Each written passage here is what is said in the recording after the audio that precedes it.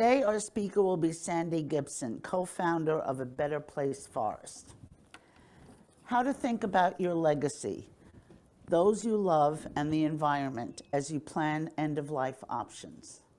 There are 3 moments your loved ones won't forget about you: the moment you die, your funeral, and the image of your final resting place. We'll discuss why it's important to plan ahead to make these moments better for the people they would impact the most, the people who love you. Sandy Gibson is the founder and chief innovation officer of Better Place Forests, a sustainable alternative to cemeteries for families who choose cremation. When Sandy was a young boy, he lost his father to a stroke and his mother to cancer. After years of visiting their graves in a dreary Toronto cemetery, Sandy began to imagine what a better place to remember his parents might look like. In 2015, he founded A Better Place Forests with his 2 best friends to give every family the chance to visit and remember the people they love in nature. Sandy, welcome to the Ethical Society. Are you there? Oh, he is muted. If you could unmute yourself and begin. I'm here. Thank you. Okay, you can begin. Great. I'm going to go into screen sharing mode. If anyone has any questions, please feel free to type them into the chat or just raise your hand and I'll see it. Hopefully this presentation can be a bit interactive. What I'd like to talk about is a little bit of what Better Place Forest does and why we founded it, and how that fits into the broader context of people planning their own end of life and why people are doing that today and how those choices are changing from previous generations. I do want to point out, I'm currently in California. For regulatory reasons, it is important to point out this is not funeral advice in New Jersey. I will go to full screen and hopefully everyone can see the screen. If there are any issues with it, please again, raise your hand and let me know. So Better Place Forests, we are a sustainable alternative to traditional cemeteries and funerals. Our customers are choosing cremation instead of a traditional or a natural burial. And instead of a grave and then marking that grave with a tombstone, our customers are choosing trees, and that's where they'll spread their ashes. They'll place a small marker at that tree, and by choosing that tree, they know that their funds have contributed to the purchase and permanent endowment and protection of the land as a conservation area. How it works and what's happening more broadly in the end-of-life and death care industry is that about 80% of baby boomers are expected to choose cremation, but they're not pre-purchasing final resting places in cemeteries the way their parents' generation might have. And that's not because people have lost a need for ritual for their families or a need for a sense of place. If you've seen kind of a more modern wedding that might not have had a religious celebrant, you'll still often notice people recreating ritual and looking for new rituals to connect people through time. And we've seen that with funerals and celebrations of life as well. People are still looking for ways to celebrate someone's life, to create a connection, and to say goodbye. One of the reasons people are looking to options like Better Place Forests and other natural options is that they want something that fits a bit more with their values. They still want some element of tradition, but they're looking for something that leaves the world a little bit more beautiful, a little bit more green, or which speaks to them more personally, being in a very specific place they want to be. And thank you for the kind introduction, Ruth. We found A Better Place Forests out of my experience with my parents. When I was 10 years old, my father died of a stroke. And I remember going to the cemetery with my mom to find a family plot. And it was tough for my mother in particular because the only spot we could find with 6 plots, so the whole family could be together, was right beside the street. And the city ended up putting a bus stop there. It's just a very loud, not really beautiful kind of final resting place. And about a year later, my mother died of cancer. So that became the place that I would go back to. And what I've learned in my life is that there are these moments that we have that we always remember, you know, and I've heard people say, say this about cemeteries or funerals. They say, well, that's not how I want to be remembered. And one of the challenges with that is that that's not something that you can necessarily stop. For me, I will have spent more time, more years thinking about my mother's grave than I spent living with her. So that is always going to be a place that I think of. I've heard this from friends and family talking about cemeteries. Sometimes they don't like to visit because they're trying not to remember someone this way. And the way that we look at this is, how do you change that? How do you turn that into something beautiful and something positive? So I'm going to walk through kind of an overview of Better Place Forests, then open this up and the broader choices. I'm going to give you some context for what other natural and green options people are choosing. Then we can open this up for some questions. And then I have kind of a fun way of thinking through end-of-life planning, and something that as a group we can all think and ask some questions. Because one of the experiences that we have found is the vast majority of people don't plan ahead. And it doesn't mean that people need to plan a funeral and prepay for a funeral. But what does matter is thinking through what someone wants and communicating that to their friends and family. Because those moments after someone's gone can be very, very stressful. And one of the things that can make that even more stressful is when family and friends are unsure of what someone wanted. And that can create a lot of conflict. And that's a very unfortunate moment, because this is a moment when you want to feel connected to someone. In the Jewish faith, when people sit Shiva, one of the beliefs is that that is when the soul is most present. And so it's a very special moment when you want to spend time with someone. So we'll walk through all these ideas. We'll talk about some different ideas that people have done that you can see from some of our customers, from people across the country. And I just think it's a fun way to think about, how do you want your life to be celebrated and remembered? So traditional cemeteries. One of the reasons why this industry is changing is that traditional cemeteries have become very environmentally intensive. If you go back 200 years to the original cemeteries, you would buy a family plot and you would bury a fairly simple casket with an unembalmed body in the same plot over time. The body would biodegrade, and they might actually use the exact same plot to continually bury family members over 100 to 200 years. As the process of embalming became more popular, the body does not biodegrade quickly. The quality of caskets went up. They do not biodegrade quickly either. And plots became something that were used. You bought a limited number of plots and you used them one time. So people would buy either a side by side or a double depth plot, meaning that it's a plot that can be buried down to 9 feet, where you might put 2 caskets. And that industry, really, the last major innovation in the cemetery industry was at the 1950s, when they invented the modern lawn cemetery. And the modern lawn cemetery had a very particular innovation. It was the requirement of what are called burial vaults, which are concrete liners that go above a casket. Sometimes there's a full vault, so a full concrete, it's kind of like a concrete casket for your casket, that goes into the ground. And the purpose of those was primarily so that over time, as the casket eventually biodegraded, you'd get a little bit of a divot, because caskets are obviously not full. And that made it very hard to mow the lawn. So what happened was the innovation of burial vaults, where we started putting these concrete liners on top of the caskets, so that when the casket did eventually biodegrade, the earth wouldn't sink in. And that would make it easier to mow with an electric lawn or gas lawnmower. The result of these kind of small innovations over time is that cemeteries actually ended up being a fairly environmentally intensive practice. The early cemeteries, yesterday, I believe, was actually Frederick Law Olmsted's birthday. He was one of the early, he designed Central Park. He's one of the famous cemetery designers of America, actually, and was designing cemeteries, I believe, before he became famous for designing parks. And so a lot of early cemeteries were designed to be parks and spaces for communities. What's happened over time, though, is just they became very, very dense. And so while some are very beautiful, some are not always. And people are often looking for a different tradition today. One of the other elements of cemeteries is they've become very, very expensive when they're in kind of prime city locations, largely because it is so difficult to zone a new cemetery. We zone memorial forests, and that is particularly difficult. Zoning a cemetery I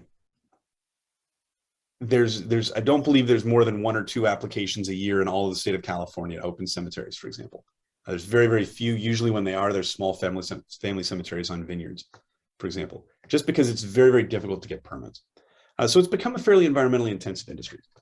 What we have found, though, is that if you talk to some of the traditional industry, a lot of the answer will be that cremation has come in and people have lost a desire for traditions and they don't care anymore.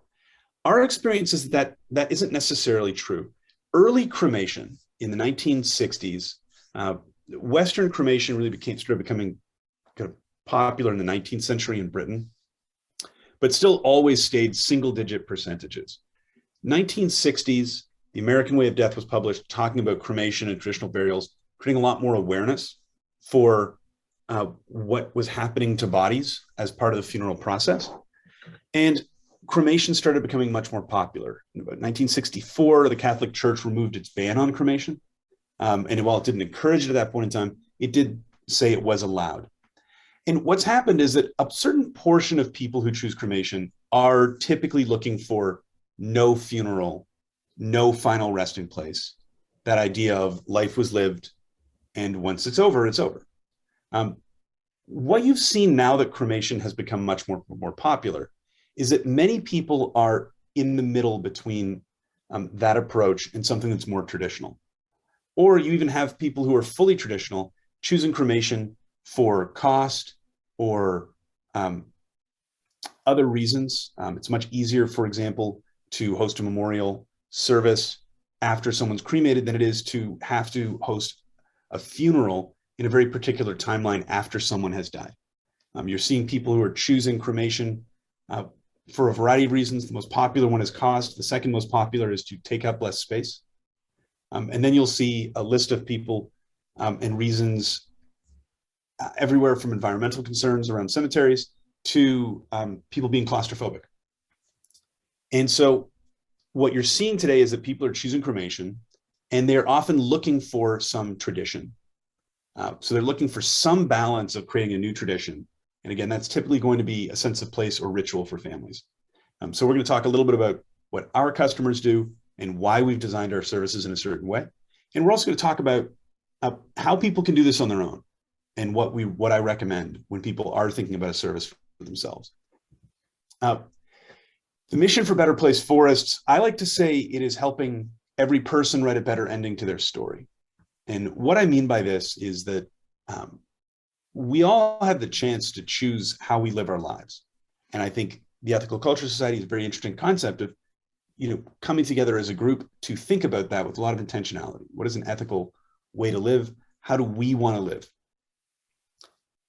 Often, though, end of life is something that's a bit of an afterthought. My father was an estate lawyer. He did estates and trusts. He was very successful in the 1980s, so I think most of his job was effectively writing trusts to help people avoid taxes. And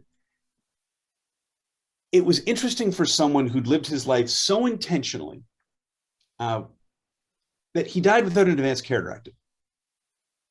And so he had a stroke at his desk in his office. And the last 2 months of his life were a big legal battle between my mother and the hospital to take him out of the hospital so he could die at home.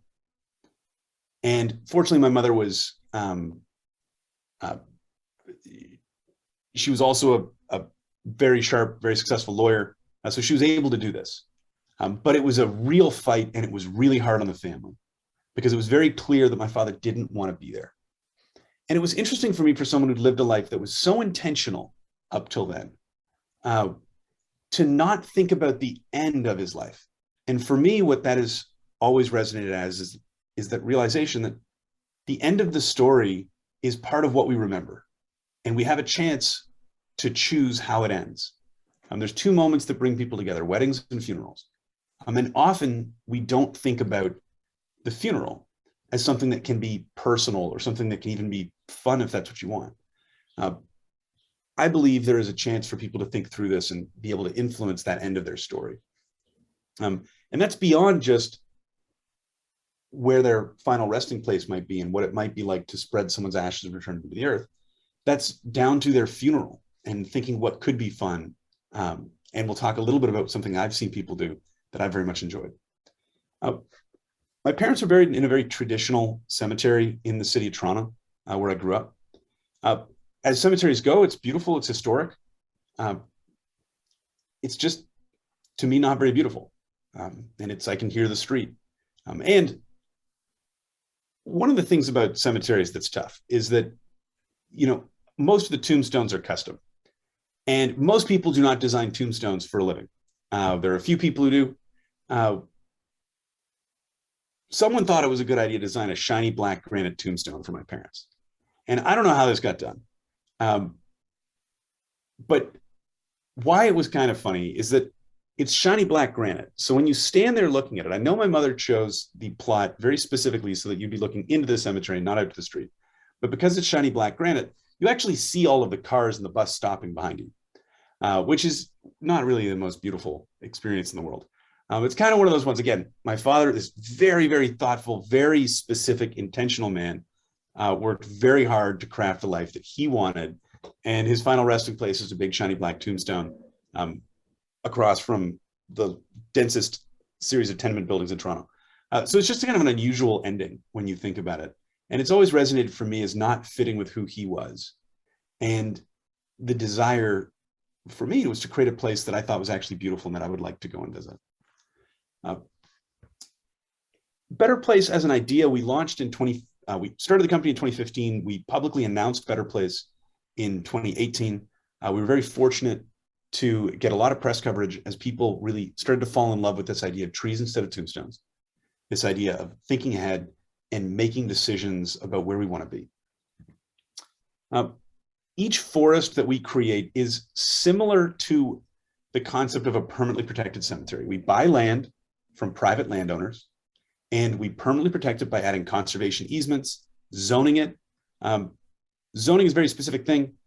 Essentially, we work with counties. These are zoning designations that are exceptionally difficult to change because the county would not want it to be used for any other purpose than as a permanent protected conservation area. Then we add deed restrictions to the property so that it legally can't be used in any other way. And families have permanent deed access rights to that forest.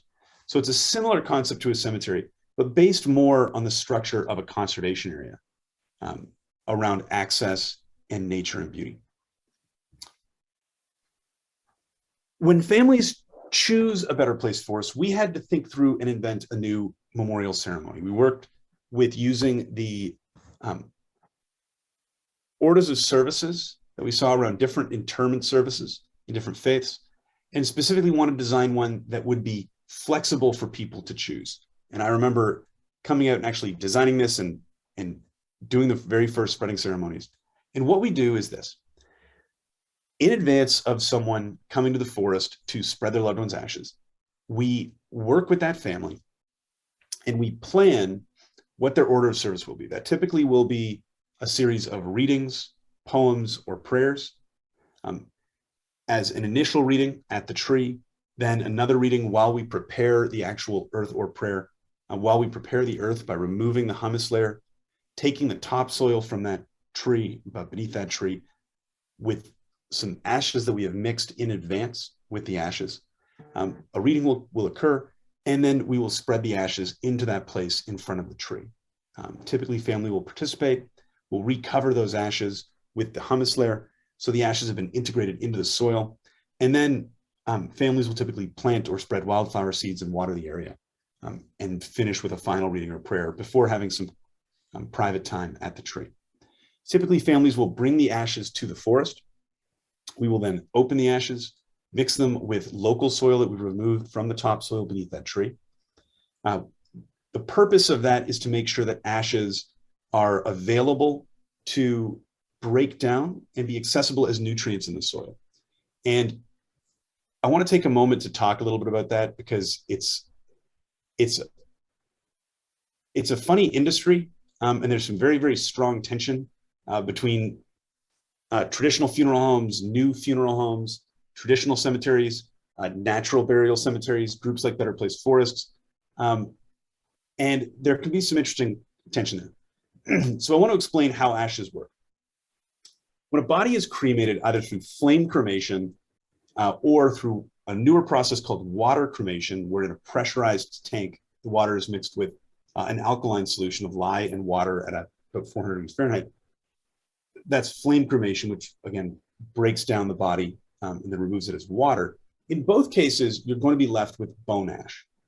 And when you look at cremated remains, they are the ashes of someone's bones. And those bone ashes are very similar to bone meal.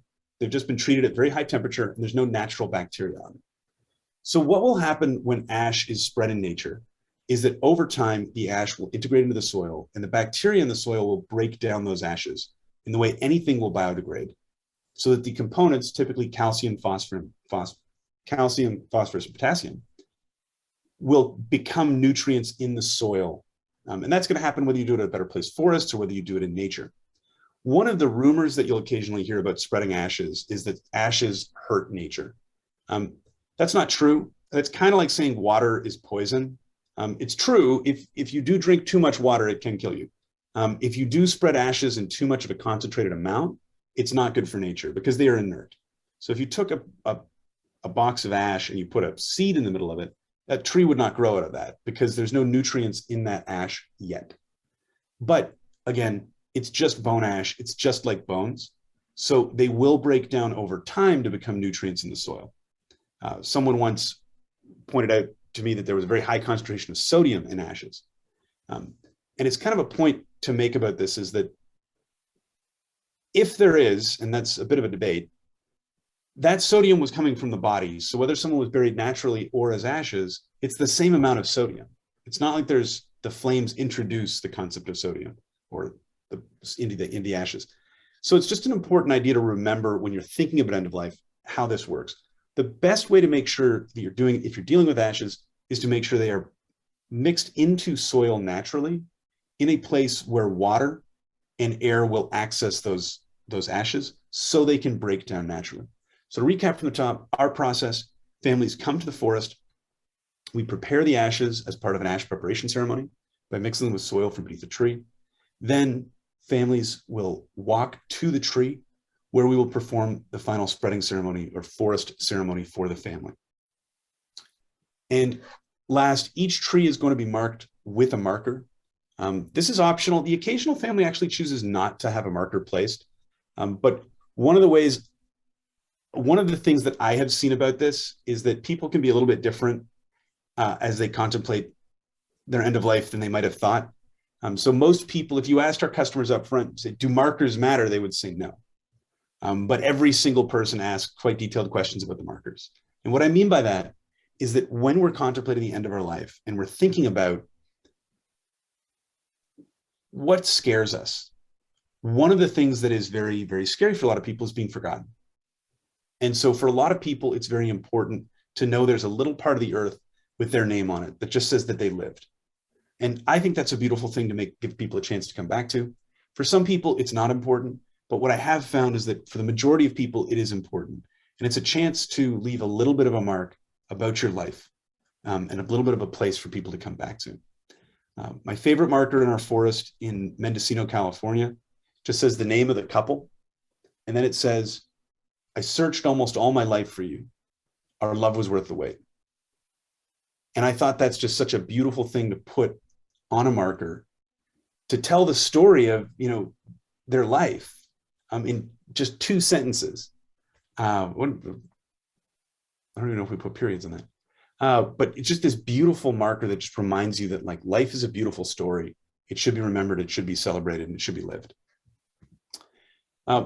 In order to have a maximum impact on conservation, one of the challenges with the natural burial industry and cemeteries is that there's an inherent tension between conservation and customer desires. And so what I mean by this is that in a perfect world, you would probably have natural cemeteries where people are buried, not cremated, because it's lower environmental impact, where the forests were all had very, very high conservation value, meaning they are really beautiful locations with high value land that's either because it has specific flora or fauna that make it unique and particularly important to be protected because it's exceptionally beautiful or because it's very close to families. The challenge that we found is that there is a fairly wide gulf between maximum environmental impact and what customers want. So when we look for customers, what we have found, three things matter most to our customers. First is the beauty of the land. People want it to be incredibly beautiful, whether they're coming from a faith tradition or not. We hear the same things about beauty, or from someone who might be from a Christian faith tradition. They might say that this is a place where they feel particularly close to God. Usually that comes back to the fact that the land is naturally stunning and beautiful. Second is access. People don't want to be, we did a test very early on. We asked people where they want to be in California. Found a lot of people said Humboldt County, California, very northern California. But when you actually test if people are going to buy a tree in Humboldt, California, the answer is no, because they don't want their ashes to be 16 hours away from their family. They do want access. And then third is conservation value. People do love knowing that this is important land that needs to be conserved. But what we found was that the maximum impact you can have from an environmental standpoint is to reforest areas, typically drought or fire affected areas in California. Now we do this across the country because we want our customers from across the country to have different choices. But we decided to take an approach where we buy fairly expensive, really, really beautiful forests that are relatively close to major population centers. We focus on conservation. We typically work with land trusts to identify which properties are considered high conservation value. And then we buy that land typically from private landowners. Usually these landowners have been conservationists themselves. Why that is the case is that it's fairly hard to maintain and take care of a forest and keep it healthy. You have to do a lot of work, like removing invasive species, thinning it. Forests in their natural state are going to be often 50 to 100 trees an acre, depending on the size. Like a massive redwood forest of old growth redwood trees, about 50 an acre, 100 to 150 for most forests.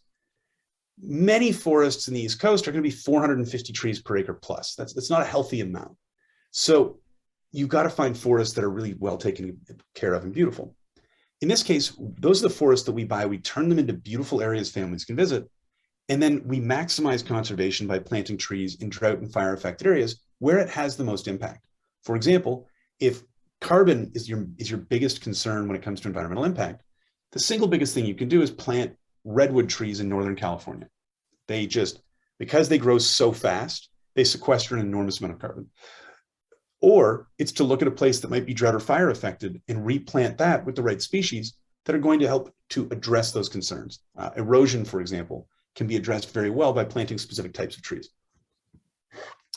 We have forests across the country. It has been really cool to start Better Place Forest as an idea, buy our first forest in Mendocino, California, and see the company expand across the country and see how people think the closest. And we were invited here because we have a few customers in the society. We have forests on the East Coast in Berkshires, Massachusetts, and in Litchfield Hills, Connecticut. Both incredibly beautiful forests. Our land team, who spend their life driving around the country looking at beautiful properties and trying to buy them, they think Berkshires is actually our most beautiful property, which I thought was really amazing. And Litchfield Hills, Connecticut is really stunning in a beautiful part of northwestern Connecticut, accessible to the tri-state area. We are currently working very hard on bringing Better Place to more states. But one of the things about this concept is you're dealing with the cemetery and funeral industry. That's a highly regulated industry. And we're not always able to operate everywhere. It's very complex when you're trying to find land, trying to get it zoned by a local county as a conservation area that's a permanently protected conservation area, and then also work with state guidelines. So it can be very interesting. So sometimes we have customers who might live in one state and wish they could be in that state, but choose something like Connecticut or Massachusetts because they feel a connection to it, or simply because it's our closest forest to them. We've planted over 227,000 trees with one tree planted. We protected over 1,000 acres. Again, these are just beautiful forests in really beautiful locations, and we're constantly looking to expand and open new forests. One of the most interesting things about Better Place Forests that's just very unusual is that a lot of our customers are buying in advance. And I'll talk about this experience that I had. When I chose my tree, it was after a ceremony that we performed for a young boy who passed away of cancer. And after we perform the ceremony, we leave, and I'm standing in the forest, and I'm looking at this tree, and our head forest steward in Mendocino looks and she says, "Sandy, is that your tree?" And I look at Terry, and I'm like, "You're very good at your job. You've done this before." And because sometimes you need a little bit of help finding your tree. And I was looking, I was like, "Yeah, I think it is." And I walked down, and it's in this creek, so it wasn't available for sale because it's in an environmentally sensitive area, where we typically do a lot more analysis of when they have very specific spreading seasons in California where we can spread, and only in the dry season in this area. And I walked down, and I remember touching my tree and looking around and realizing that in that moment, I'd seen where I would spend forever, a place that I would go back to. And it was a really interesting experience. Whether you believe in the soul and whether you believe in life after death, one thing is certain is that my ashes will go in that particular area. And I know it, and I've heard it, and I've smelled it, and I've felt it. And it's just very beautiful and calming. So it's something that we've heard from a lot of our customers. It's difficult to explain. Most of our customers will buy their tree online, actually. They'll meet with one of our advisors. We'll walk them through so they can explore the whole forest online. And then they'll actually reserve the tree they like. And then they'll come to the forest to go see their tree. And about 70% of the time, people stick with the tree they found online. And then 30% of the time, they'll see another tree and pick that one. But it is an amazing thing to see someone see their tree for the first time and know it's the right one. It's just a weird thing that no one's ever done before. People don't typically walk into cemeteries and see a plot and say, this is my spot. I'm excited about this. But people do have that connection with trees, and it's really quite special to watch. Again, people are planning ahead typically because they want to plan rituals to celebrate life, and because they want to create a place that people can come back and be happy and visit. This doesn't need to be a better place for us. These are the two, in my experience, these are the two critical things. One of our advisors is the founder of the Green Burial Council, Joe Seehey. Very, very interesting guy who was going through seminary school to be a Jesuit priest, and fell in love and dropped out of the seminary. And when we talked about why these things matter, why do people choose natural burials? Why do they choose traditional cemeteries? Why do they choose better place forests? It really does boil down to these two things. It's that people know there is a need for some form of ceremony and remembrance. This doesn't need to be a better place forest ceremony. It doesn't even need to be an ash spreading ceremony or a traditional burial.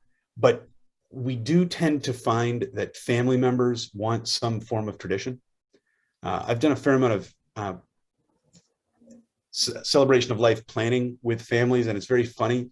I'll often hear this, particularly from the husbands, where they'll say, whatever they want, anything they want. Yeah, whatever my kids want, I'm dead, whatever they want. And the answer is, they want to do what you want them to do.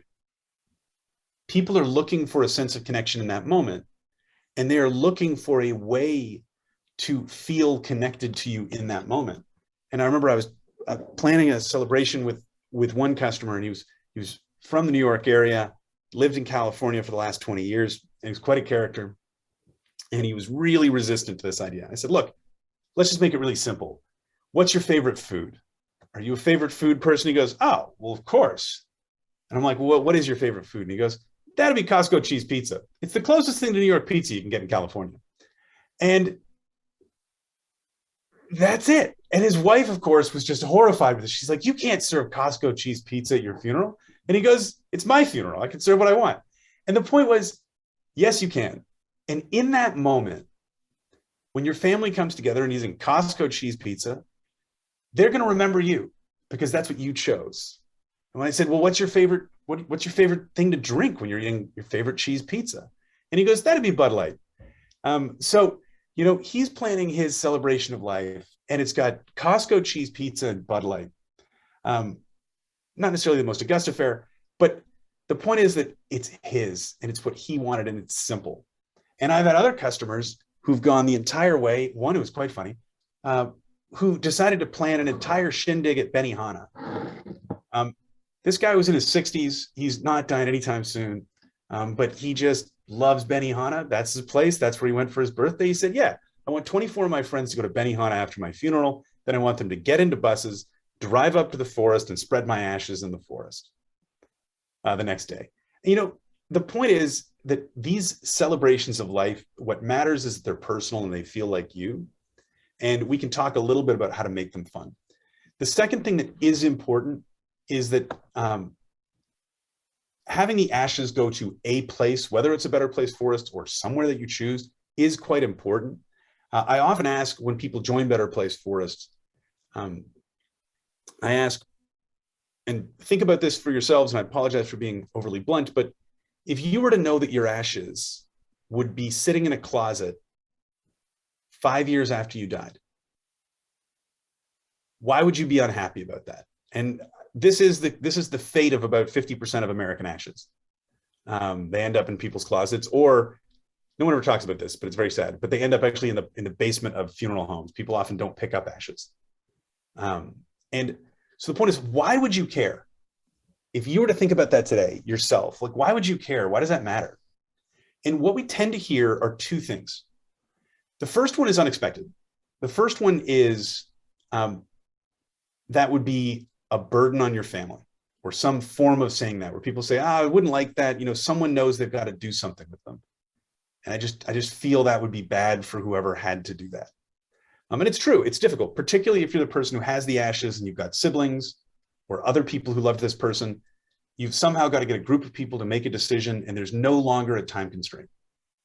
Run a traditional burial, there's always a time constraint. The body's got to go in the ground. Everyone knows it. You're going to make a decision because you're forced to. Ashes, once they're at home, you're not forced to make that decision. And you'll often see that get very hard to bring a family together and come up with a decision. I have 7 siblings. I can only possibly imagine all 8 of us trying to figure out how to make a decision about anything that we weren't forced to make. And this is the point of, you know, people want to know there's a final resting place. They're worried their family's going to struggle with this. The second one is interesting, and it's typically, I'd be disappointed. And they'll say, I'd be disappointed that I'm going to be in a closet in 5 years. I say, why? And they say, well, I just feel I should be remembered better than that. And so what's interesting about this is that one is very focused on the family. The other is focused on themselves. What you don't typically hear is, I feel my ashes should be in nature, which is very surprising to me given what we sell. I would have expected far more people to have that answer. But the answer typically is around making sure the family isn't carrying around these ashes anymore, making sure that that end of the journey is done and it's not someone's duty to complete it. Or second, that you should be in a beautiful place and you should be somewhere that people remember and someone people can visit, because that's just a little bit of care. And for me, that's certainly how I think. I fit into a bit of the smaller group of our customers who are like, I just want the biggest monument possible. That's why I have an absolutely enormous redwood tree. I'm obviously fine with admitting that. Most people don't like to admit that they want a really big tombstone or a big monument to their life. I personally would like one. That's why I have a really big redwood tree at the center of the forest.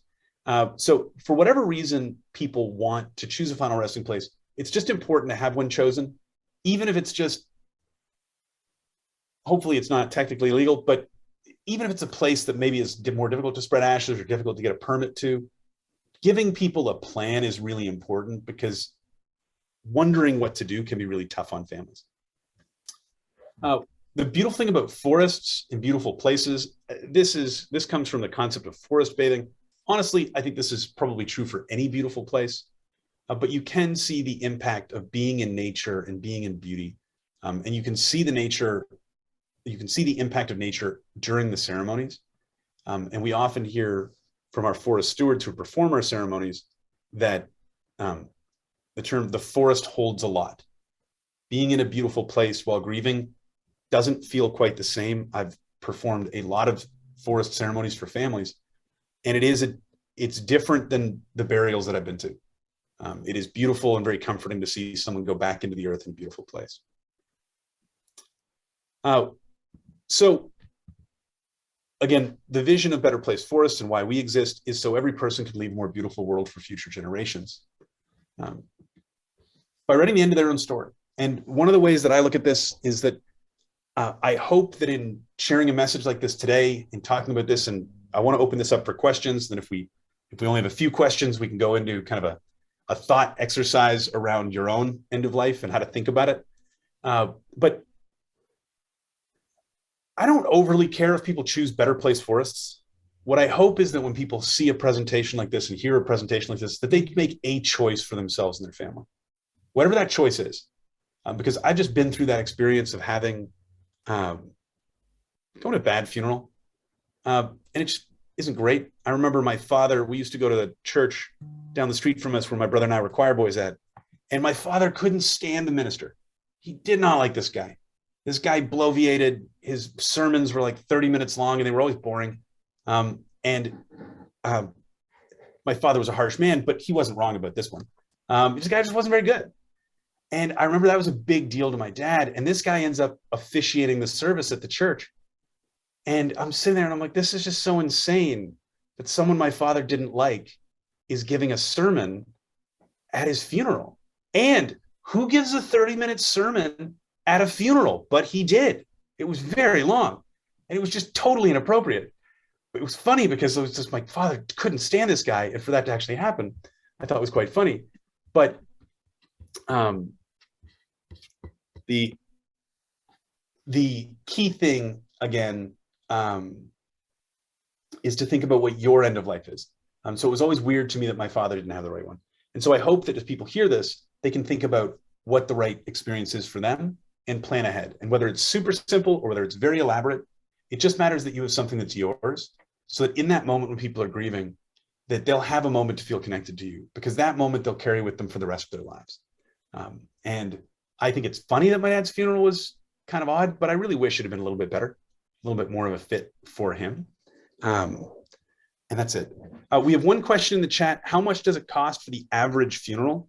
Pam, this is a difficult stat to give you. I can say the average funeral in the US is about $8,500, typically plus the cost of a burial plot and a tombstone.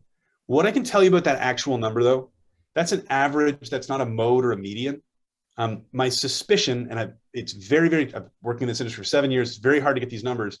My suspicion is that what you're actually going to see with funerals is you're going to see many funerals cost 15 to 30,000, and some cost 4. And you're going to end up with an average around 8.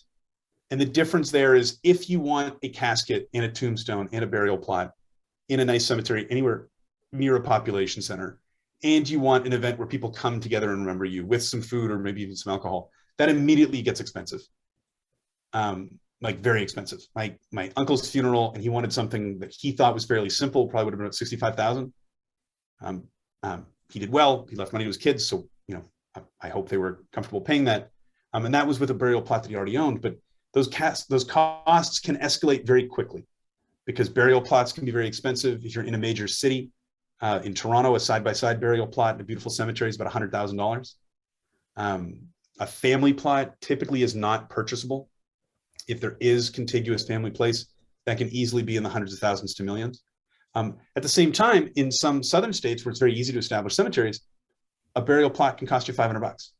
So it's just very, very dependent on what people are looking for and what the costs are. Your average cremation will probably be in the range of, you'll see marketing for about $1,200. Usually there's extra costs there.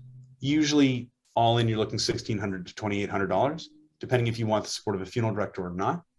And then there'll typically be some additional costs as people think about a celebration of life. Now I'd like to open this up and see if there are any questions people want to ask them on Zoom or ask them from the meeting house. Otherwise, I can hop into about a 10-minute detail. I can talk to about 10 minutes of detail around how to think about an end-of-life plan and some questions. There was another question that I saw. How much does an average funeral cost at one of the forest funerals? Typically, our average tree is around $8,000, and that is for 2 people, so about $4,000 a person. We've experimented with costs and whether to make it lower cost or higher cost. I can tell you running a business is much easier to make the numbers work at higher costs. We do have a forest where the average tree is about 18,000. And it's a particularly beautiful forest. We had to set the prices there because we got in a big, I guess it's gonna be recorded, but I guess I might as well say it. We got a bit of a kerfuffle with the timber industry, who really didn't want us to exist in that particular county. And so the final solution for that was that we would have a very limited number of trees in that property. So to make the numbers work, we had to raise the prices. Oddly enough, it's our highest selling forest by volume as well.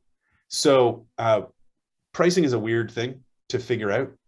We have also tried a much lower cost product in a community grove, or a community garden where people can be in a shared space. So this is something we're constantly evolving and innovating on. One of the things about building a business like this, we've got to build a business that will be here in 200 years.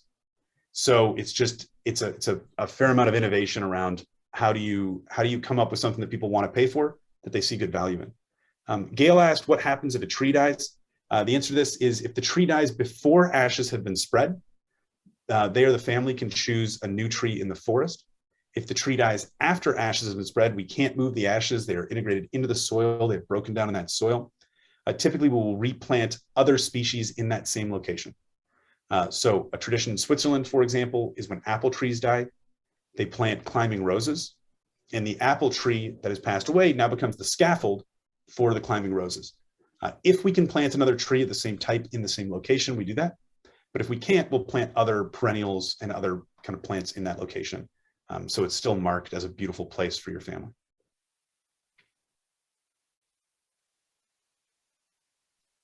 Now we want to take some questions from the room. Lisa? Yeah. I'll speak from here. I feel more comfortable. So Sandy, I'm really intrigued by this, and I've been somebody who is constantly thinking about death a whole lot and trying to plan ahead with my kids.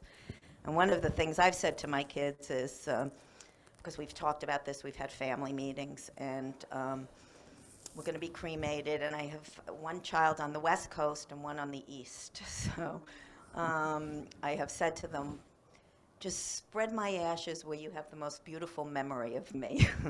Now, I know there are restrictions to that because it's not legal to just spread your ashes anyplace, correct? Yes. That is correct, okay. So my question to you is, as I said, I have one child on the West, one on the East. And I would want to divide my ashes so that both could visit me, and and I would want a beautiful place. So this kind of makes a lot of sense to me, but cost is an issue, and if people are getting cremated because they want to save money, it's kind of, how do you do that and still be affordable? And can you do that? Kind of split it up with your group. Yeah, so we see that a lot, where people spread some of the ashes in one of our forests and the other ashes will go in a place that speaks to them. What we tend to hear is people who choose a Better Place forest, the idea that it's a permanently protected place, that it's a place people can go back to, and that they've chosen it is part of what drives that decision. One thing that I can say is I do advise giving some very specific guidance, as specific as you can be, because it can be challenging for a family when one of your kids is choosing, like, what's the most beautiful place, but they're trying to figure out what's the most beautiful place for you. And so, it's the easiest answer is usually if you had to go through a family, the number one easiest thing would be to say, I've purchased a final resting place. It's beautiful and it's where I want to be. Please go do that. It's all paid for. That obviously would be the easiest thing for a family. It's not super common. The next thing would be to say, this is the exact place I want my ashes to be. I had a friend who, when his mother died, she left a certain amount of money in the will to pay for him and his sister to travel back to the island in Scotland where she spent her summers as a child to spread her ashes on the beach there. Was that legal? Probably not. Usually you have to spread ashes fair distance from the water. Is there a police service whose job is to enforce the spreading of ashes? There is not. So I don't think anyone was on that beach kind of trying to stop them. And that was a beautiful experience and story to think of, like, this end of the journey that she very much told them exactly where she wanted to be. The next would be what you're doing, which I think is beautiful, to say, I want to be in a beautiful place. I want to feel connected to you. Choose your place. But I do tend to find people, because it's a permanent decision, it can never be changed. It's kind of like if you tried to enforce ash spreading, how would you put them back in the bag? There isn't really a way to do that. So, uh, so it is this very permanent decision. So the more guidance you can give to family, the easier on them, because otherwise people can be paralyzed by choice. It's just, there's so many beautiful places. There's which one's right. That can be very tough on people. So giving a little bit of guidance is a great idea. And splitting ashes, we've often seen people put some of their ashes under a tree, and then some of the ashes they'll spread to a specific place that speaks to them. Maybe it's where they used to hike as a kid. Maybe it's their cottage. If my father had had a choice, he would have been buried at our cottage. I think that would have been a really nice idea. It wouldn't have been a great idea 14 months later when we had to sell it after my parents died, because then obviously no one could ever go back to it and see him.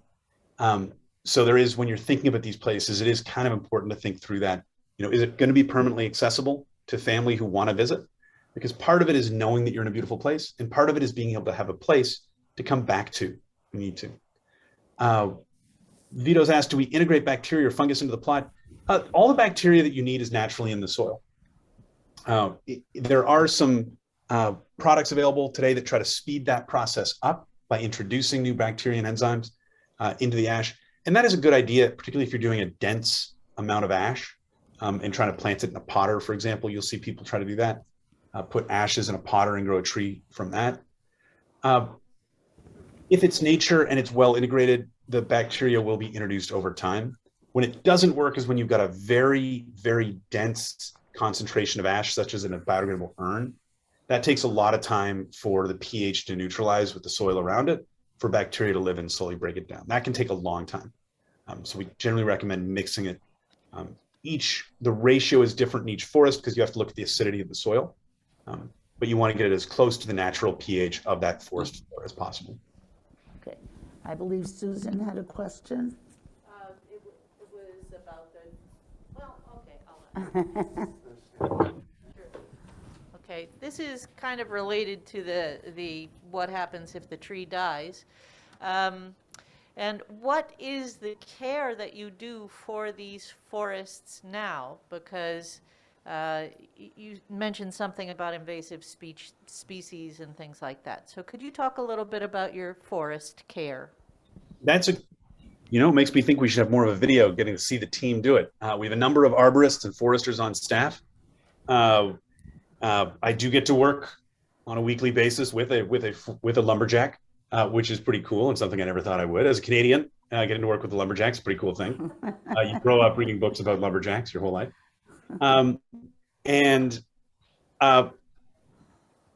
The first thing that we do is we assess the forest for health. The second thing is we identify invasive species. We then go in and begin a restoration project where we remove invasive species. You'd be amazed at how overgrown most forests are. When you hear about forest fire in the West Coast, one of the main reasons for that is just massive overdensification of the forest. Fires are actually a natural part of forests. They should roll through, they should burn the undergrowth. When they don't, you get way too much undergrowth. You get very, very dense forests. So we go in with what's called a masticator. It's kind of like a crane with a big grinder on the front, and remove those trees. It's an intense process. It's more intense than we'd like. But ultimately the forest revives and becomes back way more beautiful as you can see all the trees and you can see the space in the forest that wasn't there before. Okay, Azar.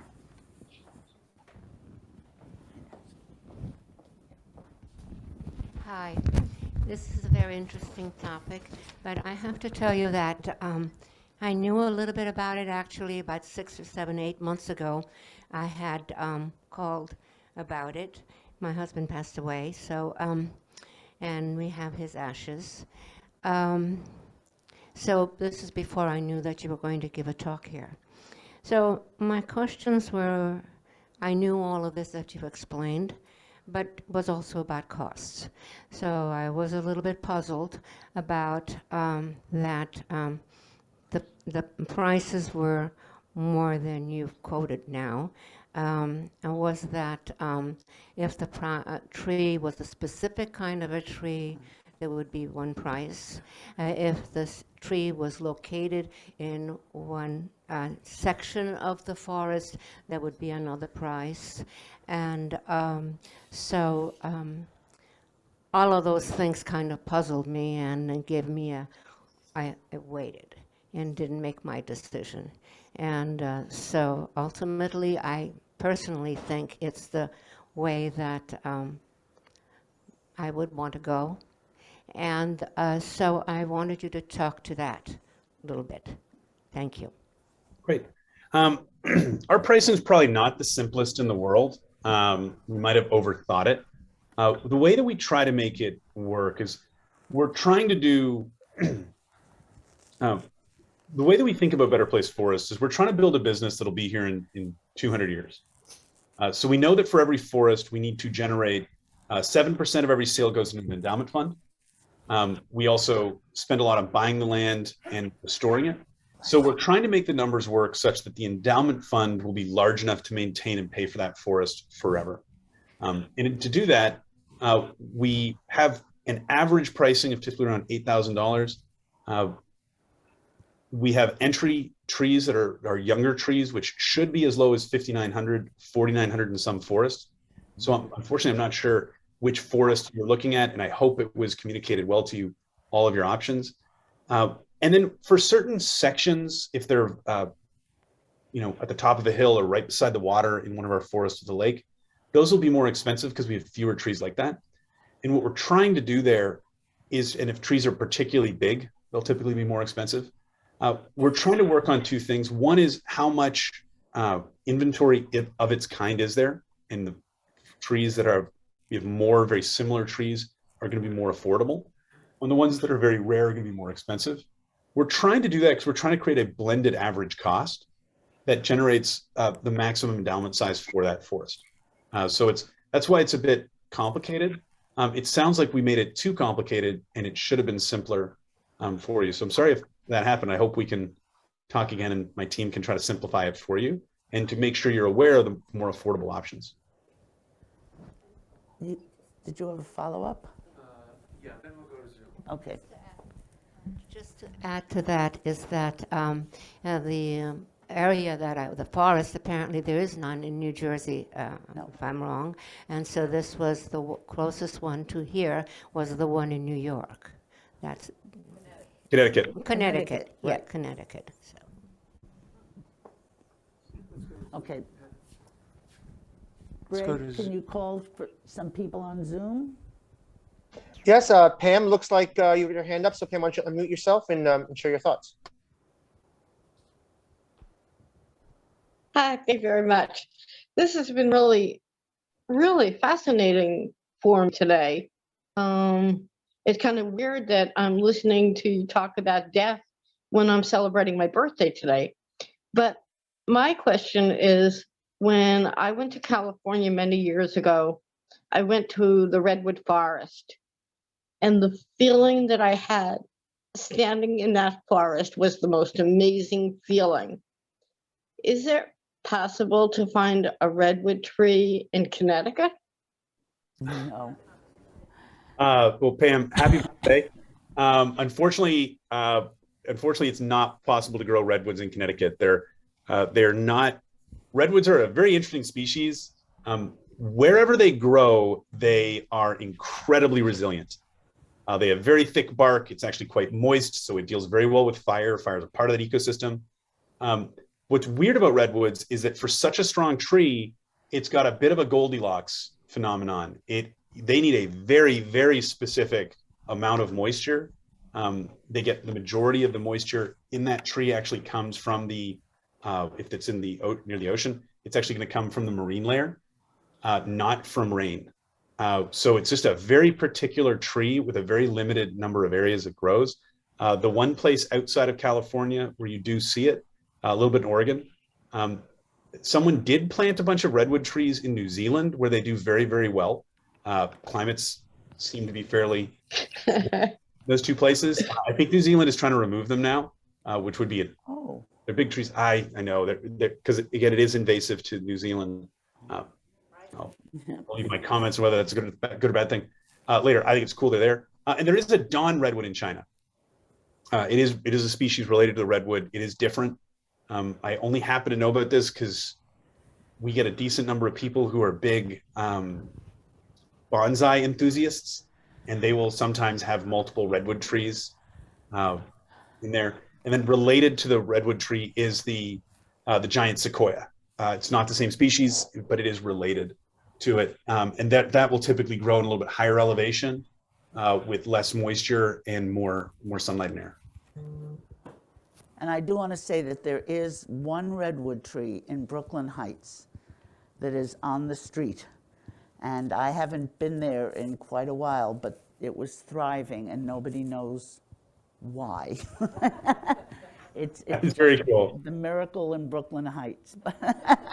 But it is not huge like the redwoods. I think Jim had a question, then So we have a Diana. second question from Zoom land. Oh, I'm Gail? sorry. Okay, just a quickie, and it's more Right. just for my own interest. When you mentioned St. Croix, Minnesota. Excuse me it one was- second. I just want to let everyone know, we only have about 3 minutes left because we have a talk by the Funeral Consumers Alliance of New Jersey at 12:30, and we need some time in between. Okay, if you just put in a, So this will be the last question, yeah, but go ahead, Gail. no, take somebody else's then. I can contact him separately. Thank you. Anyone needs to contact me, my email is Sandy, S-A-N-D-Y, at betterplaceforests.com. I'll type it in the right. And I'm happy to answer any questions privately with anyone who needs some answers. Okay, Jim?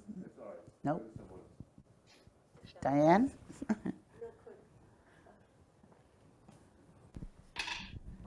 Do you have any plan to set up a forest in New Jersey or New York City? Is that in the works? We are actively, there is a bill in the New York State legislature this year that hopefully will make the concept of memorial forests more clear. So my hope is that we will be able to open up a forest in New York at some point, but we are working on the law on sponsoring a bill there. Again, it is a very complicated industry. New Jersey, I actually went to college in New Jersey. I'm going to be back at Princeton in a couple weeks for my 16th reunion, because my 15th was canceled during COVID. So I love New Jersey. I've got some very, very fond memories there. I, of course, would love to have a forest there. Complex regulatory environment. So it will take us some time to figure out if we even could operate a forest there. I'm not sure the answer is yes. I don't know. I do hope one day. Our dream is to have forests everywhere, because we know how important it is for people to be close to where they want to be. But they still want the beauty of a better place for us. So I hope we can do this. I just don't have an answer on it yet. And yeah, but I will be in New Jersey in a couple weeks, and I'm pretty excited to get a hoagie. Well, thank you, Sandy, for speaking to us. Yes.